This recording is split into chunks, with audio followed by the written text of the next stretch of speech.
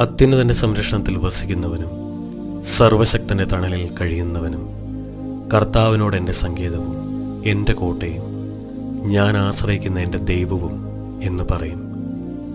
അവിടുന്ന് നിന്നെ വേടൻ്റെ കെണിയിൽ നിന്നും മാരകമായ മഹാമാരിയിൽ നിന്നും രക്ഷിക്കും.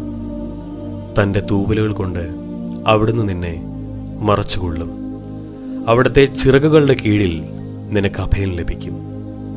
അവിടുത്തെ വിശ്വസ്തത നിനക്ക് കവചവും പരിചയമായിരിക്കും.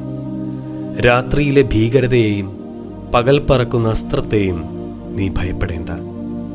ഇരുട്ടിൽ സഞ്ചരിക്കുന്ന മഹാമാരിയെയും നട്ടുച്ചയ്ക്ക് വരുന്ന വിനാശത്തെയും നീ പേടിക്കേണ്ട. നിന്റെ പാർശ്വങ്ങളിൽ 1000 മരിച്ചു വീണേക്കാം, നിന്റെ വലത്തുവശത്ത് 10,000. എങ്കിലും നിനക്കൊരനർത്ഥവും സംഭവിക്കുകയില്ല. ഞാൻ അങ്ങനെ വിശ്വസിക്കുന്നു. ആമേൻ.